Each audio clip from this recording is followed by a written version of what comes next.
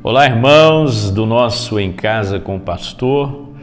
Quero ler em Lucas, capítulo 9, a partir do verso de número 23. Então Jesus disse a todos: aquele que quiser me seguir deve pôr de lado os seus próprios desejos e carregar a sua cruz cada dia e me acompanhar. Quem insistir em salvar a sua vida a perderá, mas quem perder a sua vida por minha causa salvará. E que vantagem há em ganhar o mundo inteiro e perder a vida ou ser destruído? Hoje quero falar sobre valores invertidos. Muitas vezes nós apresentamos um evangelho muito light. Algumas igrejas, para atraírem as pessoas, faz com que as pessoas acreditem que a vida cristã é um mar de rosas. Jesus faz um convite estranho, né? Ele diz: se você quer vir após mim, então a primeira coisa que você tem que fazer é pôr de lado os seus próprios desejos. Quantas vezes a nossa vida cristã é exatamente o contrário?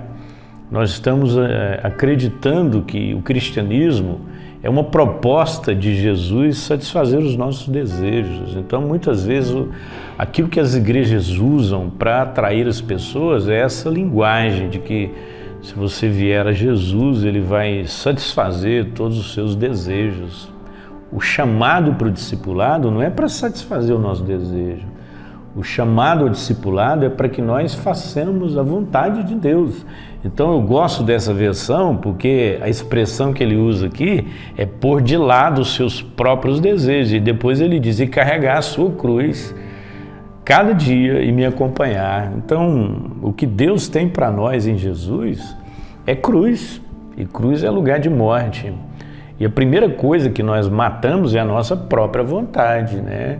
É óbvio que a vontade do homem ela é importante, mas todas as vezes que a nossa vontade conflitar com a vontade de Deus, nós precisamos abrir mão dela. Então esse é o convite ao discipulado, tomar a cruz. A cruz é compromisso, não é sofrimento, embora em alguns momentos nós vamos sofrer, né? Mas é um compromisso que nós temos, né? Carregar a cruz de Cristo é um compromisso. Esse é o convite ao discipulado. Uma outra inversão de valores é quando ele diz que quem quiser ganhar a sua vida vai perdê-la. Então nós não estamos aqui para ganhar a nossa vida já foi salva. Nós estamos aqui para perder, para entregar a nossa vida a favor de uma causa maior. Então muitas vezes o homem natural ele vive em função do que ele vai ganhar, e o homem espiritual vive em função daquilo que ele vai abrir mão. Até porque a gente já alcançou valores maiores, né? A gente não abre mão, a gente não perde para ganhar, a gente perde porque ganhou, porque já fomos abençoados com toda sorte de bênçãos nas regiões celestiais. Nós já estamos em Cristo, né? Já estamos com Cristo, nós já herdamos tudo com Cristo. Então vivemos nessa perspectiva e muitas vezes acordamos como se o evangelho fosse um evangelho onde nós vamos saquear, nós vamos adquirir, nós vamos ganhar, embora nós sejamos plenos em Jesus Cristo, temos uma vida abundante que Jesus já veio trazer e estamos atrás de abundância de coisas, de acúmulo de coisas, por conta de um desejo, porque nós não entendemos qual é a chamada do discipulado, qual é o propósito do discipulado. Então, cuidado com o que você está criando de expectativa em Deus. Cuidado para você não inverter os valores, né? Aquele jovem rico, ele achava que o reino de Deus era uma coisa que viria agregar aquilo que ele tinha. Ele não entendia que o reino de Deus conflitaria com aquilo que ele tinha. Não com o que ele tinha, mas com a forma como ele lidava com as coisas que ele tinha. Porque ele pede a Jesus, ele pergunta a Jesus o que ele deveria fazer para herdar a vida eterna. E Jesus então diz: você vai, parece que você observa os mandamentos. Ele fala: todos os mandamentos. Então, simples, está fácil agora. Você vai, vende tudo que você tem, entrega isso para os pobres e vem, segue-me e terás um tesouro nos céus. Então, não dava para ele. Falou, eu tenho esse tesouro que eu não quero abrir mão, tenho o tesouro do céu. Eu achava que essas coisas eram compatíveis, agora Jesus está dizendo que elas são incompatíveis, que eu vou ter que abrir mão disso para herdar a vida eterna.